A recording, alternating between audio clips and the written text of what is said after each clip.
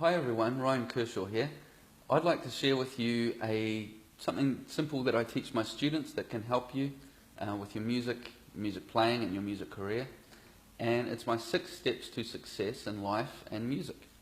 And as you know, especially if you're a muso, life can inspire music and the other way around. Music inspires life. So often things that work in one will work in the other. And these are 6 steps. I mean, of course, there's many other things that work and are important and all that kind of stuff, but these are just 6 steps that have worked for me and can help you out as well. The first step, and perhaps the most important, is just to get started.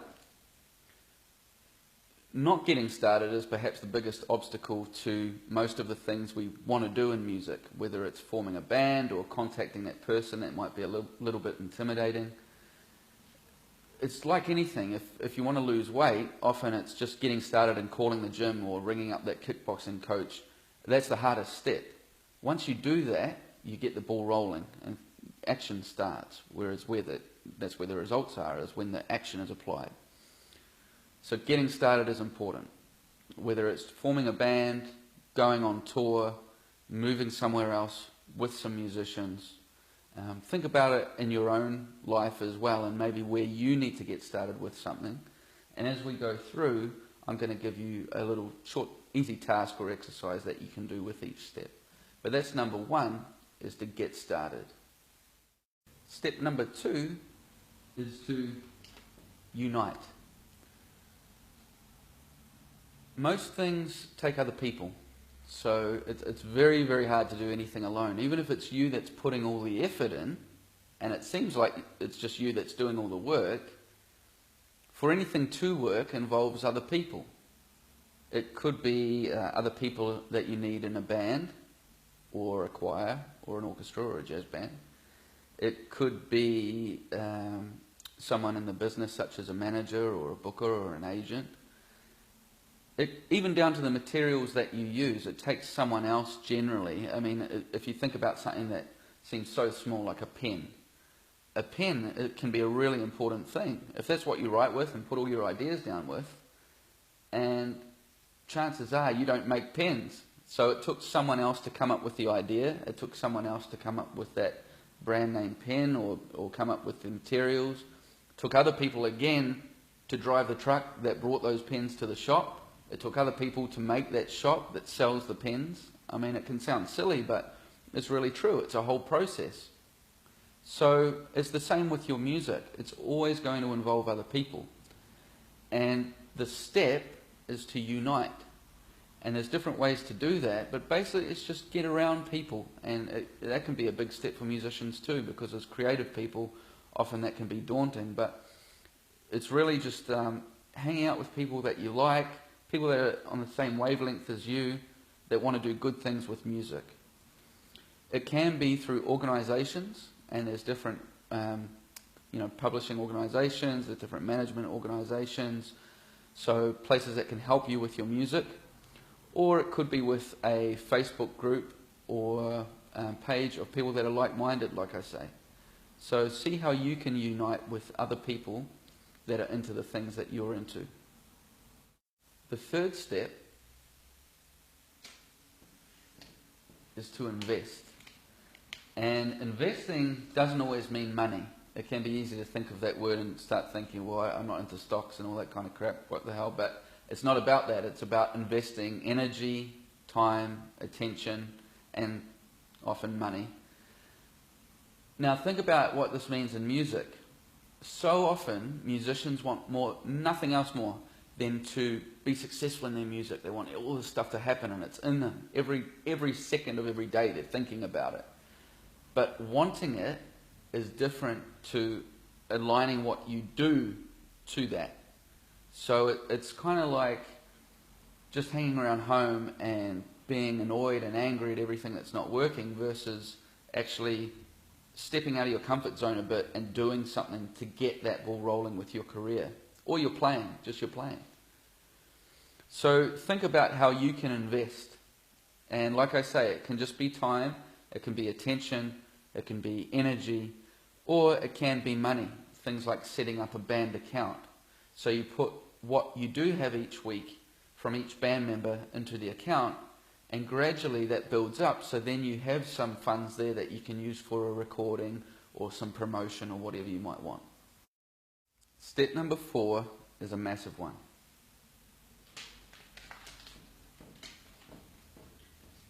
Take responsibility. So important with your playing and with your music career. So a common thing for music teachers to hear is, oh yeah, I couldn't practice because my brother had this recital, or yeah, oh, I was so tired. But all of those are, to be blunt, crap excuses. If you really want to do something, if you want to improve at the guitar or any instrument, you will put the practice in. You'll find a way to do it. And it's the same with a music career as well, or being in a band, anything like that. You have to take responsibility, because stuff is going to happen that will challenge you. But how you respond to that is up to you. There's a really great thing to think of. It's something that Jack Canfield, the personal growth teacher, taught me. And it was event plus response equals outcome. So you can't control an event. Things that are bad happen all the time, right? But you can control how you respond to it, even if it takes a little while. And that's the massive key there. There's a difference between reacting to bad stuff and just freaking out, and, oh my God, or just stopping and then responding to it in a way that's not going to hurt you, or in a way that you can actually learn from that bad thing that's happened. So an easy example is if you're driving on the road, someone beeps their horn at you. You get really frustrated. It's not the day to do it. So you pull the fingers at them or go close up behind them. They get out, you start swearing, they start swearing, you end up in a fight, and then, the police come or whatever, something bad happens. Well, you could have chosen, as much as it annoyed you, to ignore it, keep driving, and then you would have done whatever you needed to do with your day. So it's an easy example of event plus response equals outcome. You can't always control the event, but you can control how you respond to that. Where that relates to music is that there will be possibly bands that let you down, or people in the industry that might rip you off, all sorts of things. I mean, you guys will have your own stories that you can think of straight away when I'm talking about this. But think how you can learn from that, and it will benefit you as you go with your music. Step number 5. After I take off the 100 post-its, is to achieve. And the most important thing really as you're trying to achieve things is to enjoy the present moment. So in a way it's like the other side of achieving. You don't have to in every moment strive for things, otherwise you can feel like you're chasing forever. And you can go from achieving goal to goal, and if you're always looking at more, you can still not be happy with it. With all the awards and all the music and everything else, you'll still not be happy because you're chasing. So there's a way to kind of balance it. And it's realizing that we can enjoy the present moment at the same time as setting little goals to create and to do new things. And when people hear goals, they can freak out, especially musicians. Sometimes you think, you don't want to get too obsessed with the logical side of things and that, or it seems too intense, goal setting. But goal setting is just as intense or not intense as you want it to be. So a goal could be getting up in the morning and getting new strings, literally. And for some people, that's a big thing. For others, it could be to sell 50,000 records. It just depends who you are and your situation and what you're looking for. But the very act of trying to achieve something, it gives you some direction, and it gives you something to do with your day as well. And it's not just achieving that you'll find success and find happiness, but it's in everything you learn on your way to achieving that thing. So step number 5, achieve. And the last idea to be aware of in my 6 steps to success in life and music is respect. Respect is important, obviously, for yourself and for other people. And often with humans, that can be a problem. I mean, if you've had a lot of bad experiences with people, it starts reflecting in your thoughts. You start thinking that you can't trust people, and that comes into what you do with your music. It can be tricky. At the same time, you can be the opposite. You can be respecting everyone else and doing everything for everyone else, and then ignoring what you want for yourself. So it is, like I say, it's a big idea to look at and be aware of. And the thing is, with any musical project, we'll take for example an album, once you complete or go through the other 5 steps, this is always at the end. So you can get started on your album, you can get your team around you that help you make it, you can take responsibility for what you're doing and the sound and make sure that you've communicated all your ideas properly and everything else. You achieve what you want to achieve and you do that great album. But then often afterwards, you start criticizing the very work that you've just worked hard to put out there.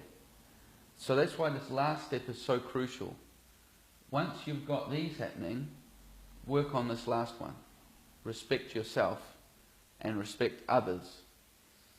A big area I think that can improve with music is, again, put it bluntly, is just bitching on other bands.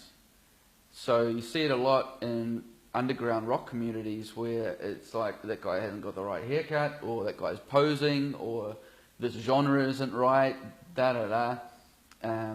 and I've been guilty of all that myself. I'm not saying I'm perfect with that, but like I say, these are just areas to look at and to think about and to see if you can improve on. And the more energy you put into saying that someone's got the wrong haircut or something else is wrong or this and that, and doing it with yourself as well, is going to take it away from everything. All the hard work you're doing, it's going to wreck it. It's going to kill it. So respect yourself and respect others that are doing the best that they can. So that's it, my 6 steps to success in life and music. And I'll leave you with a couple of tasks or exercises you can do, just simple little things, one for each step, and you can try them out yourself. For the first step there, for getting started, write down one thing that you can do that you've been putting off. It can be a small thing, it can be a huge thing, doesn't matter. Although a breakthrough with a huge thing can be really, really good and be good for your confidence too. But write down one thing that you will do this week that you've been putting off and commit to doing it. Make a start. For the second step, uniting, look up and then either now or when you get off of this video, or tomorrow if you can, of an organization that can help you with your music. So it might be a certain area, it might be with your playing, or it might be in the field of management or publicity or promotions or agent bookers, whatever. So have a think where you would like some help, and then look up an organization. You can even just Google that word. So for example, producers organizations or music producers organizations, and then start making a list of these places that you can contact later. For the third step, invest. Either, you can, the one thing that I would suggest is start this week to make a group account if you're in a band, or if you're in a solo musician, the same thing. Get a separate band account that you can just put money just towards your music for a recording project or advertising, whatever you want. Start that band account. You'd be surprised how quick it does mount up.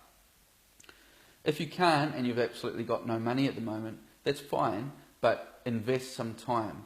Create, even if it's only an hour a week, where you can dedicate yourself towards researching the area in which you need to improve, whether that's playing or in your music career. So invest and dedicate an hour a week, or set up a band account. Step number 4, take responsibility. I want you to write down 3 things that you feel either you've done wrong in your career, or things that have gone wrong for you in your playing or music career. Write those 3 things down, and next to each thing, write down how you could have handled the situation in a better way, and also what you can learn from that. And that's going to help you to grow as a person and a musician, and it's going to mean that if that does come up again, you'll be able to handle that situation better. For step number 4, write down 2 goals for this month. Again, they can be very small or they can be large goals. That's up to you. But 2 goals that will help you get just to that next step of what you're wanting to do with your music. And for the last step, put a comment. No, how do I say it? Just get in touch and just congratulate or just show your respect to a friend in music, but from a genuine place, not from a silly place of wanting to get something from them or wanting to look nice.